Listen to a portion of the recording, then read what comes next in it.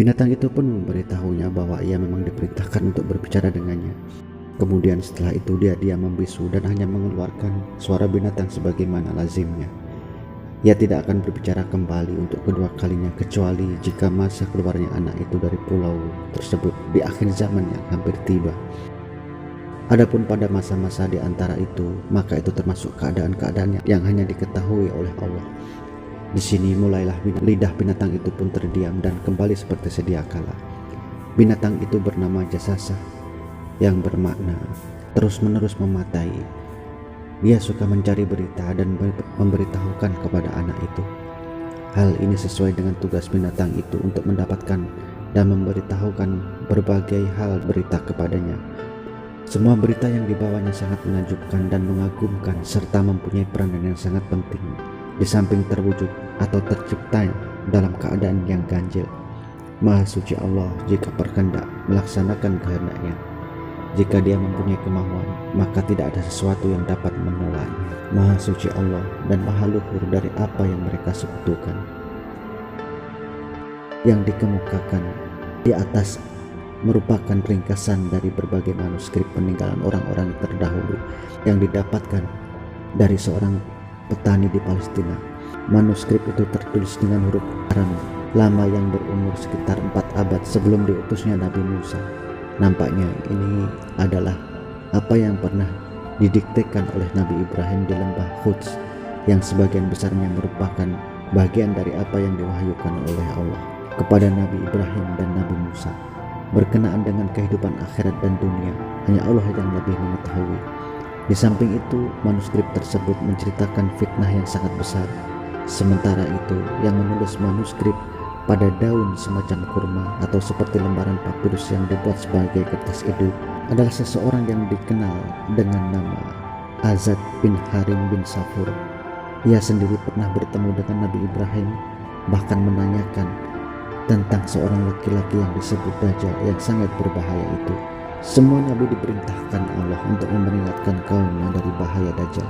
Menurut pengakuannya, ia adalah orang yang paling banyak bertanya kepada Nabi Ibrahim dan paling banyak bergaul dengan beliau ketika berada di negerinya. Lantas manuskrip-manuskrip itu pun diwariskan kepada anak cucunya. Mereka pun memperbaharui tulisan itu dengan bahasa Aram hingga masa kenabian Nabi Isa.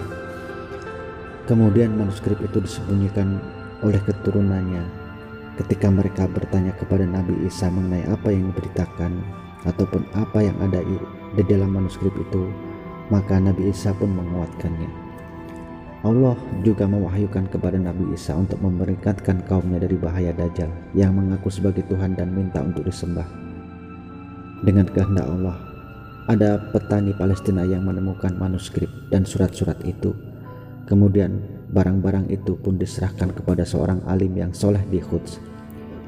Dia memberitahu kandungan serta isi ataupun misteri-misteri yang berada di dalam manuskrip tersebut.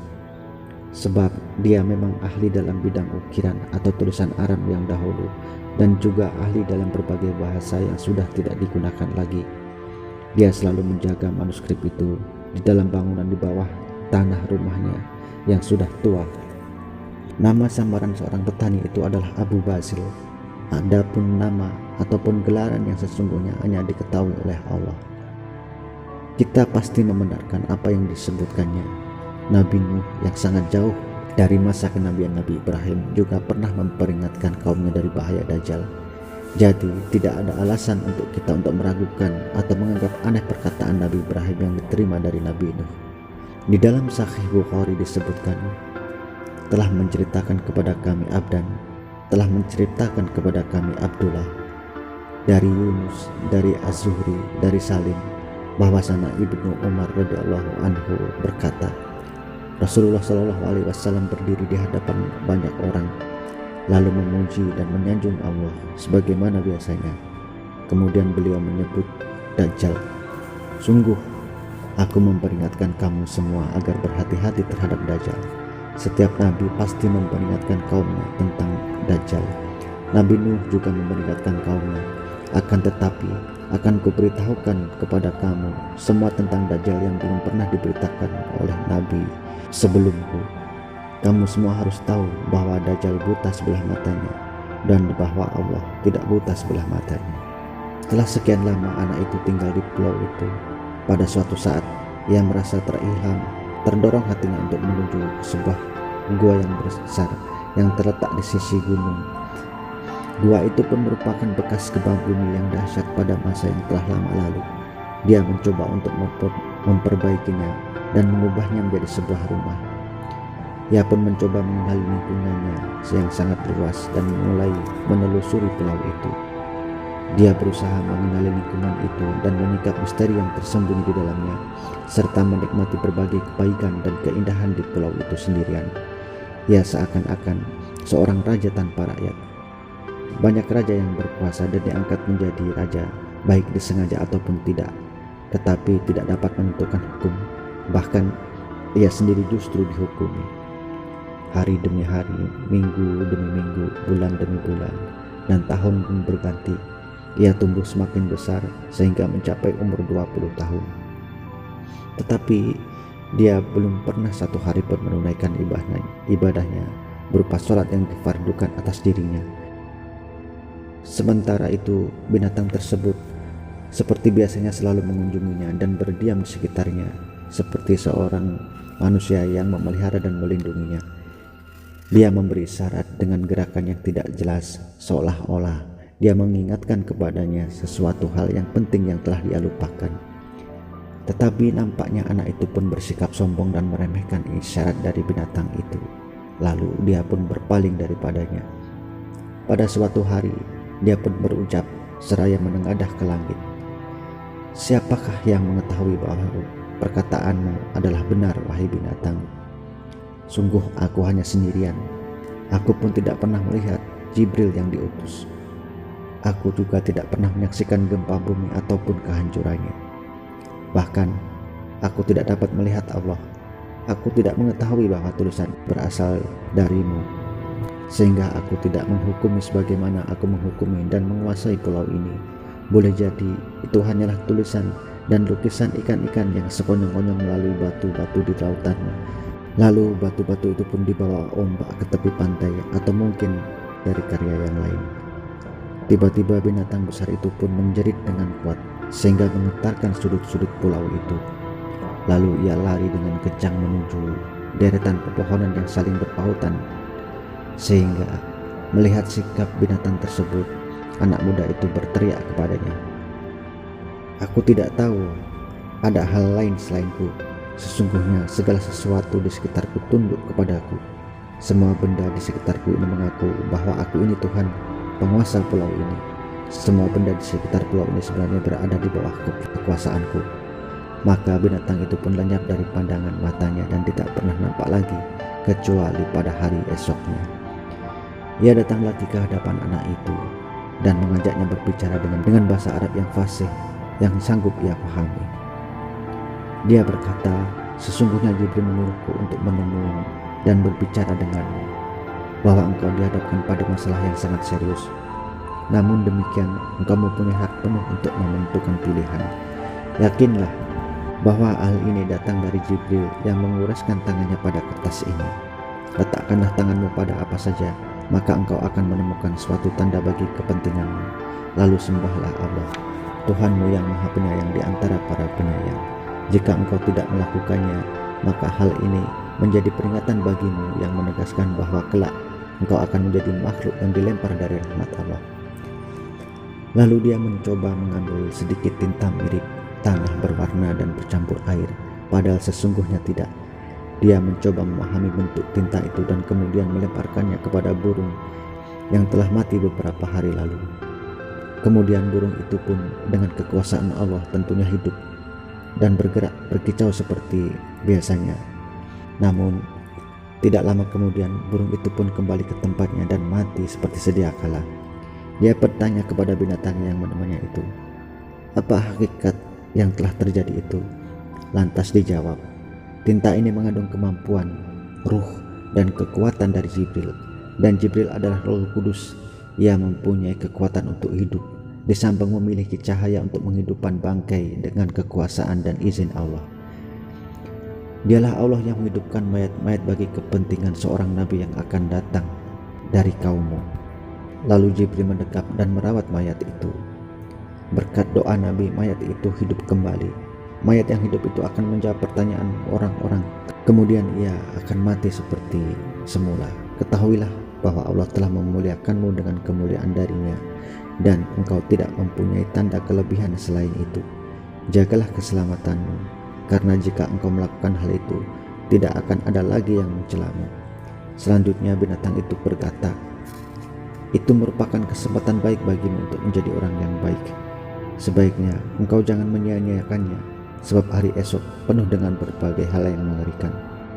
Lantas binatang itu pun kembali membisu dan tidak berbicara seperti manusia. Sementara itu dia pun pergi berlalu seakan-akan tidak mendengar apa-apa. Jelaslah bahwa ia membolak-balikkan masalah menurut kemauannya sendiri, karena ia punya cita-cita untuk menjadi seorang yang dipertuhankan. Lalu baginya, apakah makna seseorang yang baik meskipun menjadi seorang raja?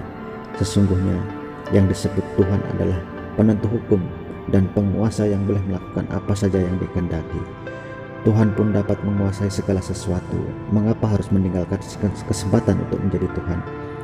Sesungguhnya kata-kata Tuhan seperti dijelaskan oleh binatang itu adalah yang senantiasa ditaati oleh segala sesuatu. Itu artinya segala sesuatu tunduk kepada kehendaknya. Sementara itu yang mengaku Tuhan adalah yang menyerupai Tuhan. Apakah jika ia mengaku Tuhan, lalu segala sesuatu akan tunduk dan taat kepadanya? Entah sudah mengetahuinya atau belum, entah sudah mendengarnya atau belum.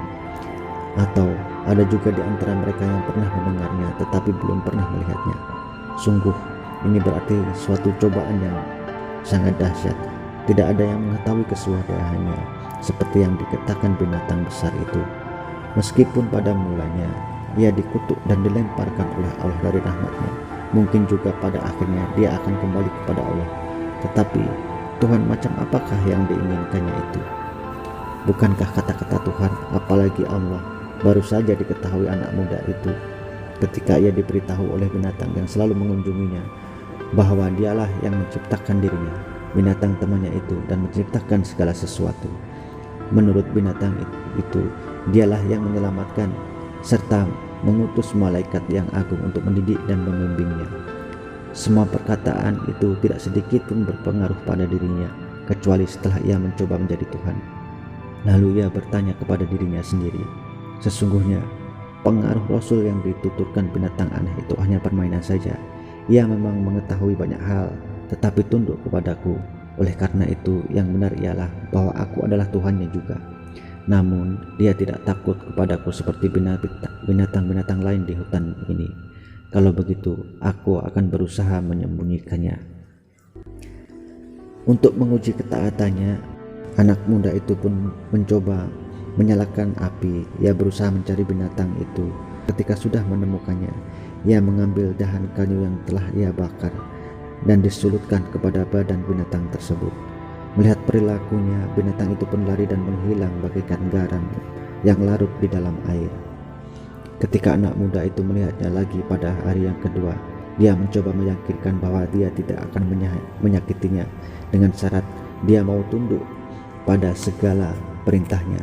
Tetapi sekali lagi, sesuai dengan kekuasaan yang diberikan kepada Allah kepadanya, ia berkata, aku hanya akan mengikuti perintah Allah dan tidak akan mentaati perintah siapapun dari makhluknya.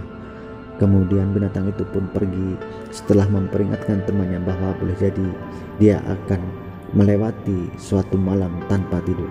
Setelah itu dia akan mendapatkan laknat dari Allah, lalu keluar dari pulau tersebut untuk menuju bumi Allah yang lain dan memperlihatkan kekuasaannya, supaya ia pada kesempatan terakhir dapat bertemu dengan 3 orang nabi yang mempunyai banyak keistimewaan. Lalu binatang itu pun segera berlari darinya, bagaikan menjauhi wabah penyakit yang menular. Anak itu pergi menuju 7 batu besar yang telah dia kunjungi sebelumnya. Ia mengira bahwa pengaruh utusan Tuhan yang dikatakan binatang itu hanyalah rahasia permainan. Pada hakikatnya, menurut hematnya, tidak ada yang disebut Tuhan. Sementara perkara hanya berjalan begitu saja. Setiap benda menurutnya tercipta dari alam. Begitu pula dengan burung. yang melebur ke dalam tanah setelah kematiannya. Jadi inilah benda yang melahirkan makhluk. Mungkin rahasia yang terdapat pada tanah yang berwarna dan selamanya basah itu terletak pada kaidah yang tidak diketahuinya. Lalu dia mengumpulkan bahan-bahan di dalam satu tempat yang pernah dipakai Jibril untuk menyiapkan makanan untuknya. Ia pergi ke dalam gua dan menyimpannya. Tetapi ketika ia akan tidur sebagaimana biasanya, ia pun tidak dapat tidur. Dia bagaikan seekor burung yang lepas dari sangkarnya yang tidak mau kembali. Dia berusaha melakukan apa saja agar dia dapat tertidur. Ternyata hal itu pun tidak dapat membuatnya mengantuk. Ia teringat kepada apa yang pernah dikatakan oleh binatang yang sering mengunjunginya itu. Ia betul-betul terpengaruh oleh perkataan binatang itu. Kemudian tibalah pagi hari dan matahari pun terbit. Sementara ia tidak pernah dapat memejamkan matanya walaupun sekejap. Ia merencanakan untuk berusaha keluar dari pulau itu dengan cara yang digambarkan oleh binatang temannya itu, yaitu hendaklah dia menyalakan api di malam hari. Mudah-mudahan dengan cara yang demikian ia akan diperhatikan atau paling tidak dilihat oleh manusia seperti dirinya, sebagaimana dikisahkan oleh binatang itu yang akan membawanya kemana saja sesuai dengan kehendak Allah. Namun ada satu syarat yang harus dipenuhi jika ia ingin bermaksud kembali ke pulau itu, yakni dia harus menghafal jalan menuju pulau itu.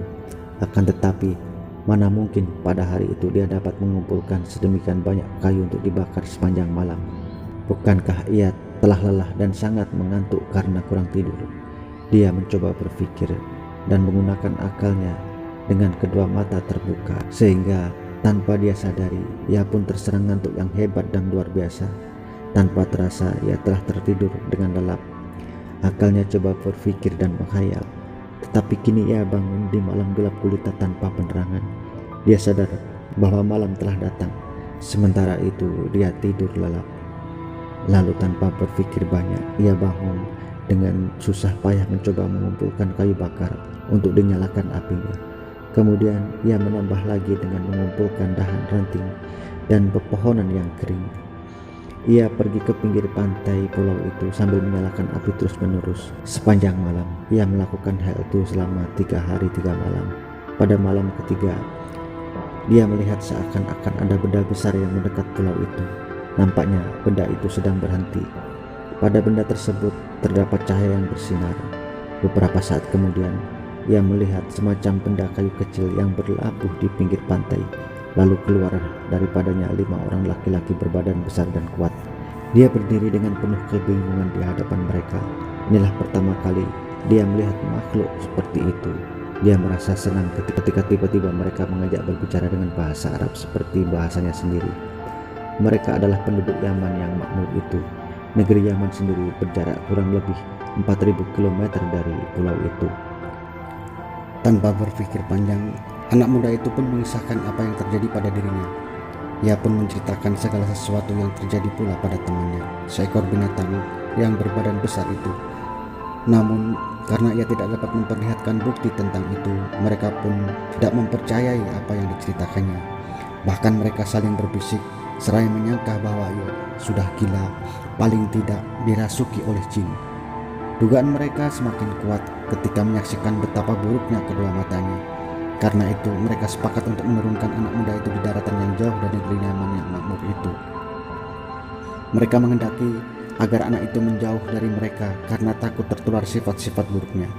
Sejak ia menaiki perahu, ombak pun mulai mengamuk dan mempermainkan mereka ke sana kemari dengan guncangan yang sangat luar biasa yang tidak pernah mereka alami sebelumnya.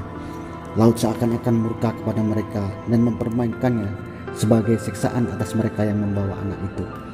Salah seorang di antara mereka berpendapat bahwa keberadaan anak itu sendirian di pulau itu menunjukkan bahwa ia adalah seorang yang beruntung. Hal ini terbukti dengan keselamatan dari bencana yang menimpa perahu yang dinaikinya beserta orang-orang lain di dalamnya. Ia hidup di pulau itu selama bertahun-tahun setelah kedua matanya rusak dan pikirannya kacau. Namun perkataannya itu malah ditertawakan. Kemudian mereka mengisyaratkan kepadanya untuk pergi menemui seorang dokter yang berbangsa Arab yang terkenal di negeri Yaman, di suatu daerah yang dikenal dengan nama Ma'rob. Meskipun meragukan kejujurannya, mereka tidak keberatan untuk mengeluarkan sedikit barang miliknya berupa potongan logam. Namun anak muda itu pun tidak memahaminya.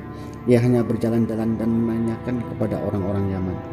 Sejak itu mulailah dia menyaksikan adanya kehidupan aneh dan melihat banyak manusia seperti dirinya hilir mudik ke sana kemari.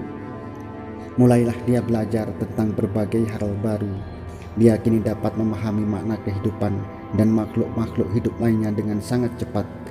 Seakan-akan ia memiliki kecerdasan dan kemampuan 100 kali dari laki-laki lainnya. Bahkan ia mengetahui bahwa pada dirinya ada kekuatan, kekekaran, dan keajaiban dalam kecepatan berpikir, serta kemampuan yang besar sehingga tidak aneh jika setiap orang kagum ketika melihatnya. Suatu ketika ia pernah menjadi seorang pelayan filosofi Yaman. Ketika filosof itu ditanya tentang siapa anak muda itu, dia pun menjawab bahwa anak muda itu bernama As-Samiri. Hal ini didasarkan pada negeri asalnya, Samirah, sebuah kota di Palestina. Menurut filosof itu yang telah memeriksa kecerdasan, kekuatan, keanehan dan perilaku serta kecepatan berpikirnya, jika anak muda ini adalah Ibnu Samiri dapat hidup lama, maka ia akan menjadi raja yang adil, atau mungkin juga menjadi seorang raja yang zalim. Setelah mendengar perkataan filosof itu, dia teringat kepada temannya, binatang unik yang pernah mengisyaratkan hal serupa kepadanya. Namun pikirannya berjalan mengikuti niat hatinya. Anak muda itu pun mulai berpikir untuk kembali ke negeri ayah dan moyangnya, yaitu Palestina. Tapi sebelum dia kembali mengunjungi negerinya, dia merasakan kerinduan yang mendalam untuk kembali ke pulau tempat hidupnya sejak kecil. Tanpa berpikir panjang, dia pun pergi ke pulau tempat hidupnya dengan mengendarai perahu besar yang dibelinya dengan harta kekayaan yang dikumpulkannya sejak beberapa tahun ketika dia mengunjungi berbagai negeri.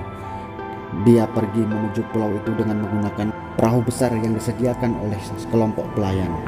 Lalu dia pun meminta mereka untuk berhenti. Kemudian dia menumpang perahu kecil untuk mengemudikannya sendirian sampai tiba di pantai pulau tujuannya. Apabila tiba di pulau itu, dia mendapatkan binatang yang setia menunggunya. Binatang itu memandanginya dengan kedua mata yang memancarkan sinar yang tajam penuh makna. Tiba-tiba binatang itu pun berlari kencang menuju hutan belantara tanpa mengucapkan sepatah kata pun. Yang teringat pertama kali oleh anak itu adalah bejana yang pernah disentuh oleh Rasul utusan Allah, yakni malaikat Jibril. Lalu dia mengambil bejana itu, berikut sebuah batu kecil berwarna-warni. Batu itu dipotongnya dari batu yang besar yang pernah ditulis oleh Jibril dan berisi wasiat-wasiat sebagai petunjuk dan pelita. Lalu dia kembali ke perahunya untuk melanjutkan perjalanan ke negeri ayah dan moyangnya di Palestina. Sesampainya di sana, ia tinggalkan perahunya di sebuah lembah. Kemudian dia melanjutkan perjalanan dengan mengendarai kendaraan darat hingga tiba di sebuah negeri Samirah.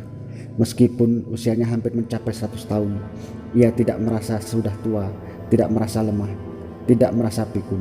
Seakan-akan masa mudanya berhenti pada waktu itu. Mulailah dia berusaha mengumpulkan benang-benang di antara apa yang pernah dia dengar dari binatang aneh yang sering mengunjunginya itu. Namun tidak seorang pun menjawab selain bahwa di negeri itu telah terjadi gerhana lebih dari 100 tahun. Hanya saja kisah mengenai anak kecil yang diculik oleh seorang malaikat itu nampaknya sangat aneh dalam pendengaran mereka. Selain itu, seorang yang berumur panjang di negeri itu mengabarkan bahwa dia adalah penduduk Al-Jalil. Dia pun mendengar dari orang-orang yang berumur panjang lainnya di negeri Arbat, Palestina, bahwa seorang anak di negeri itu diambil oleh dewa-dewa kepangkuannya. Dewa-dewa itu adalah patung lembu betina.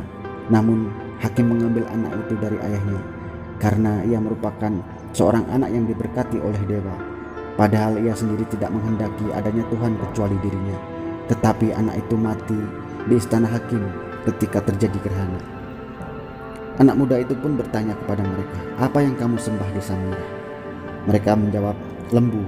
Lembu adalah Tuhan para dewa. Tidakkah engkau melihat bahwa lembu telah memenuhi rumah kami dengan kebaikan-kebaikan berupa susu dan daging?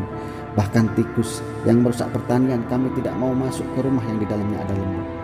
Dari situ dia memahami bahwa apa yang dikemukakan binatang sahabatnya itu memanglah benar dari berbagai segi. Akan tetapi ia tidak mau menyembah yang tidak bisa dia lihat dan dia dengar. Maka ia berketetapan menyembah dirinya sendiri. karena dirinya lebih pantas untuk dicintai, dihormati, dan disembah daripada Tuhan-Tuhan yang ada di sekitarnya. Dia merasa lebih cerdas daripada mereka dalam setiap tindakan, kendati ia tidak hidup di atas bumi ini seperti mereka. Tanpa ragu lagi, ia merasa dirinya sebagai Tuhan atau anak Tuhan. Yang jelas bahwa pada dirinya terdapat roh istimewa, yakni ruh para dewa, bukan ruh manusia biasa. Buktinya, hanya dia sendiri yang berbicara dengan binatang itu. Ia juga menyadari bahwa semua makhluk merasa takut kepadanya. Mereka melihat pada dirinya ada kekuatan yang luar biasa. Binatang itu memberitahukan kepadanya bahwa yang telah membimbingnya adalah Jibril, malaikat paling agung. Bahkan filosof Yaman pun menyatakan bahwa jika ia hidup, maka ia akan menjadi raja. Setelah beberapa tahun dia tinggal di Samira, dia pergi melancong ke berbagai negeri besar yang penuh dengan keajaiban yang pernah didengarnya, dan juga tentang alam-alam aneh. Dia pergi ke Mesir, ke tempat dinasti Fir'aun. Mulailah dia mendekati seorang dukun yang terkenal di Mesir. Dengan kepandaiannya berbicara, dia menyatakan keinginannya untuk menjadi seorang pelayan daripada dukun itu, asalkan diajari hikmah dan ilmu. Di samping itu, dia juga meminta didekatkan kepada Fir'aun yang sedang berkuasa. Dan kebetulan dukun itu diberi umur panjang, yakni 300 tahun. Mulailah dukun itu memeriksa watak dan keistimewaan anak itu. Dia mengingatkan dirinya agar melupakan keinginan untuk bertemu dengan Fir'aun, karena sesungguhnya Fir'aun adalah seorang raja yang rasialis dan tidak menyukai orang-orang asing. Sebagai contoh, dia memberitahu kepadanya mengenai perilaku Fir'aun kepada orang-orang Yahudi dan keturunannya. Di antara sifat-sifatnya yang kejam adalah membunuh kaum laki-laki dan membiarkan kaum wanita hidup, dan juga membunuh bayi laki-laki. Dia bersikap sombong di muka bumi, bahkan mengaku sebagai Tuhan dan tidak mempunyai teman yang mengurusnya. Dia juga memberitahu kepadanya tentang apa yang diperlakukan Fir'aun atas anak asuhnya yang bernama Musiyah, yang berarti yang didapatnya dari sungai Nil. Kemudian dukun itu mengisahkan tentang Nabi Musa yang penuh dengan kejujuran. Ketika anak muda itu mendengar kisah Nabi Musa, dia pun merasa kagum. Dia pun mengisahkan kepada dukun itu tentang dirinya, dan dukun itu pun berkata kepada dirinya, "Kalau begitu, engkau adalah Musiyah yang lain, tetapi dari Samirah, bukan dari Mesir." Anak muda itu betul-betul merasa kagum dengan kisah Nabi Musa. Ia lebih kagum lagi ketika dukun itu menamai dirinya sebagai Musa Samiri, karena perbedaan nasabnya dengan Nabi Musa yang dari Mesir. Jadi kalau begitu, jelaslah persamaan antara anak Samirah yang diambil dari istana hakim, kemudian dibawa ke sebuah pulau, dengan anak Mesir yang diambil dari sungai Nil dan dibawa ke istana penguasa. Lalu Samiri mulai tertarik untuk meneliti Musa. Kerap kali dia mendengar bahwa Nabi Musa dan saudaranya Nabi Harun berada di kota itu. Keduanya sedang mencari kesempatan untuk bertemu dengan Fir'aun. Memang telah terjadi percakapan antara Nabi Musa dan Fir'aun. Di sini mulailah Samiri itu bertemu dengan Nabi Musa. Dia tidak mengisahkan apa-apa kepadanya selain kesamaan dari keturunan Ishak bin Yakub. Bapaknya adalah seorang raja yang menguasai Samirah, sebagaimana dikisahkan oleh nenek moyang mereka. Tetapi Nabi Musa pun tidak menghiraukan kisah anak itu.